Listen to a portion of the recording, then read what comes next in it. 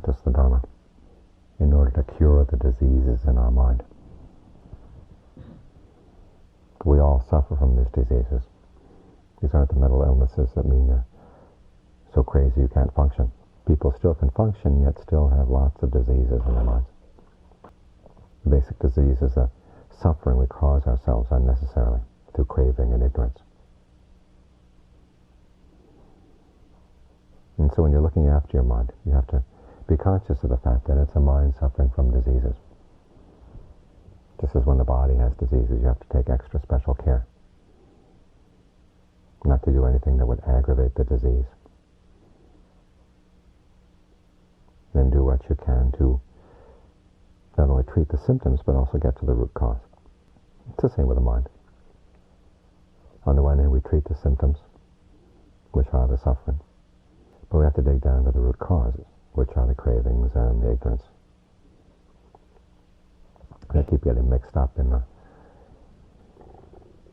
way our minds function. And to fight off these diseases, it's the same way as when you're protecting the body from diseases. On the one hand, you have to look after your environment. Try to get rid of all the germs and other things in your environment that would cause disease. But there's only so much you can do with the environment. Your main defense against disease is to build up your internal resistance. In terms of the practice, clearing away the diseases in your environment is a function of the restraint of the senses. We talked about this the other day. In other words, if you see something or listen to something or smell something or taste something or touch something, if there are any details in that experience that get you all worked up, either in terms of lust or greed or anger or delusion, okay, you don't focus on those details. You look at other details that will calm those states of mind.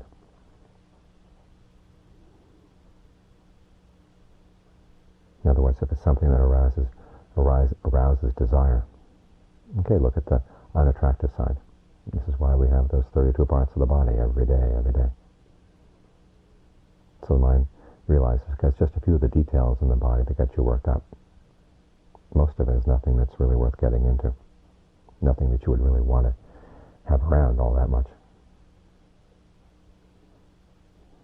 As for anger, okay, we have the practice of developing goodwill, compassion, sympathetic joy, equanimity. In other words, give you other details to focus on. So the mind doesn't get back into its old ruts of focusing on the things that get it worked up. All the injustices and disappointments you've had in life. You don't focus on those details, you focus on the other sides.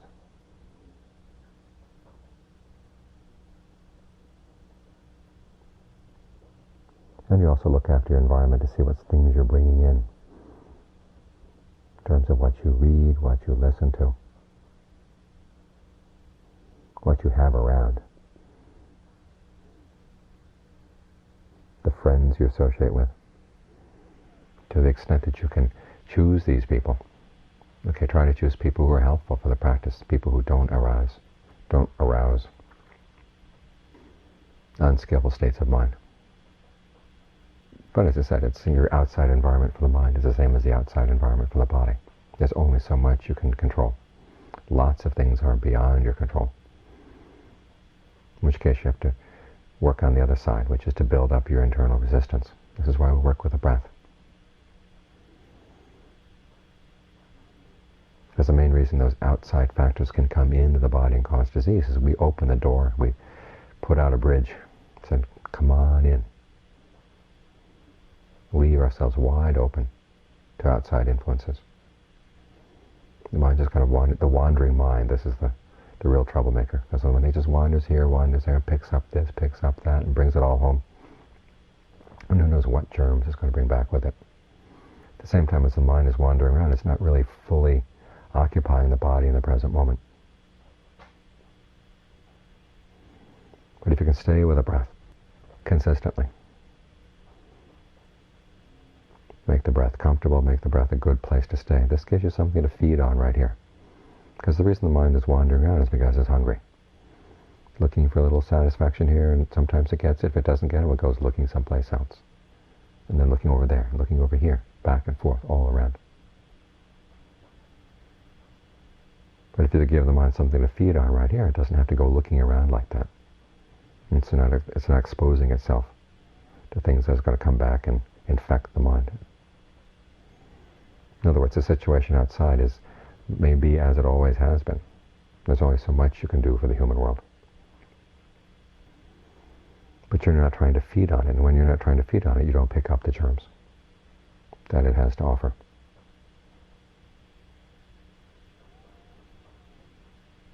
This is why we work on getting this sense of stability and well-being inside really solid, so you can always have your internal source of food. At the same time as when the mind is with the body, really fully with the body, the whole body here in the present moment, there's kind of an energy field that it creates, like the difference between being a lump of clay and being a hardwood door. If someone throws a stone on a hardwood door, it doesn't go into the door, it just bounces off. The stone gets thrown into a lump of clay, it goes right into the lump of clay and leaves its imprint. He said it's the same when your awareness fills the body. It's like the hardwood door. Things come and they just kind of bounce off. There's no place in the body where they can get lodged.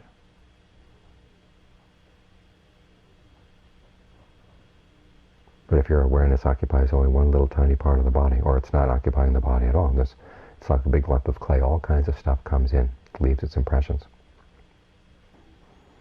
So this is how you build up your resistance, is by getting comfortably with the breath, and then keeping your awareness as expansive throughout the whole body as much as you can.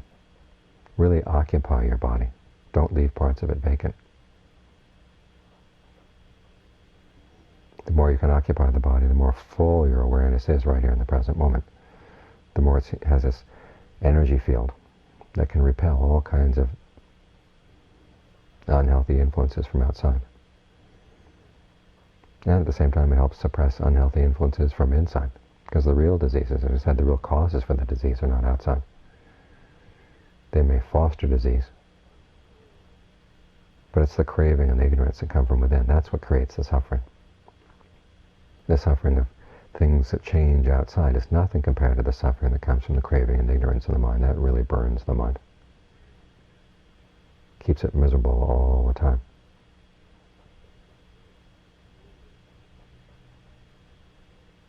This is the importance of the Buddha's discovery, that if suffering were something inherent in experience, what would we do? But he said that suffering is there only when there's craving and ignorance. When the craving and ignorance are gone, okay, there's no suffering involved. The khandhas without clinging are not suffering. They may change and be stressful in and of themselves, but as long as they don't impinge on the mind, as long as they're not drawn in through ignorance, allowed to move in through ignorance, and as long as you don't try to feed on them with craving, the mind doesn't suffer.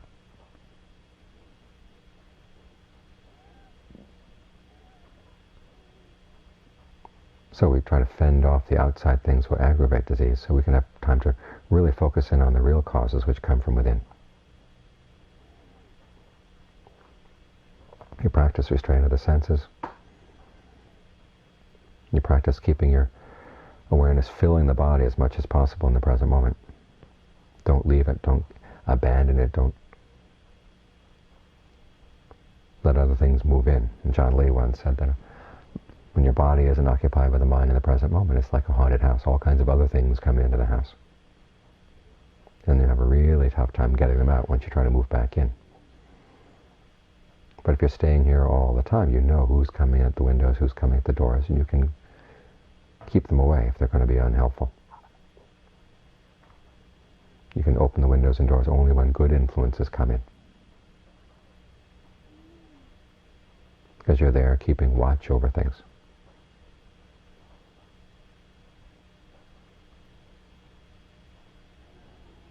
So wherever you go, always be conscious of the fact that your mind has disease or has the potential for catching different kinds of diseases. So you look after it the same way you do when the body is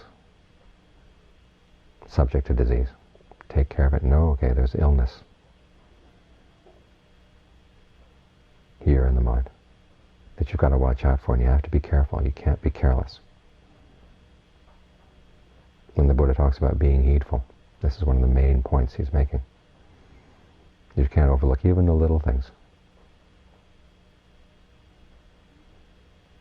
Because after all, where does disease come from? Germs aren't as big as your body. They're these little tiny things that come in. And it's the same with the causes for suffering. They come as little tiny things, little tiny careless things when you're not observant, when you're not careful. When you say, well, that doesn't matter.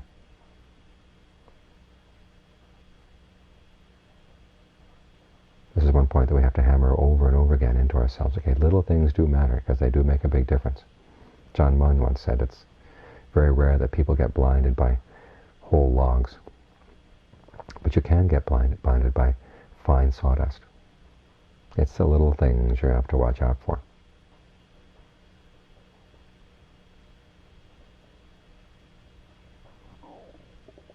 So what it comes down to is being heedful. In the same way, the person whose health is not all that good has to be really heedful of outside influences when the wind is too cold, when there are germs here, there are the problems there. Okay, you have to be really careful about where you go, what you do, to help the body recover. It's the same with the mind. The mind has these diseases, so you really have to look after it. Only then will it have a chance to recover.